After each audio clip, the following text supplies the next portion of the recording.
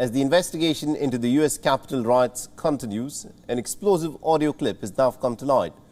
Now, shortly after the violence that broke out, the House Republican leader Kevin McCarthy reportedly told his fellow GOP lawmakers, that is the Grand Old Party lawmakers, that he would urge the then President Donald Trump to resign at once.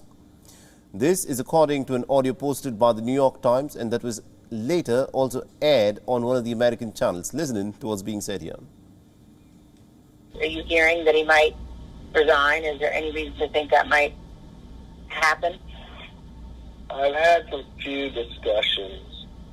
My gut tells me no. I'm seriously thinking of having that conversation with him tonight. I haven't talked to him in a couple days.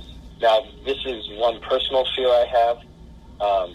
I do not want to get into any conversations about Pence parting, anything like that. I mean, the only discussion I would have with him is that I think this will pass, and it would be my recommendation we should resign. I mean, that would be my take, but I don't think he would take it, but I don't know. Now, the audio was recorded on the 10th of January, just 4 days after the riots, and McCarthy was then heard discussing efforts to remove Trump from office. Later in the same conversation, he said that he was not sure if Trump would take the advice. It's not clear whether McCarthy followed through on his idea or was merely venting out his frustration privately with his colleagues in the aftermath of the Capitol riots.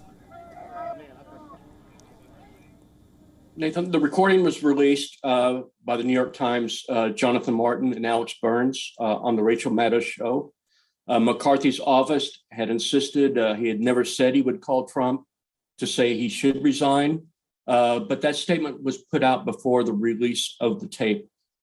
And since then, the Washington Post, I saw, had interviewed aides that indicated McCarthy and Trump have since spoken since the release of the tape, and that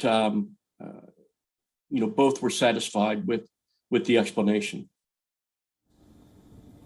On Thursday, when the Times published its initial story, McCarthy released a statement calling it totally false and wrong. The audio threatens to damage the relationship between McCarthy and Trump.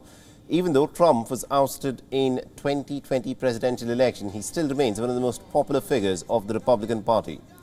McCarthy is in line to become the House Speaker if Republicans gain control during the fall midterm elections later this year.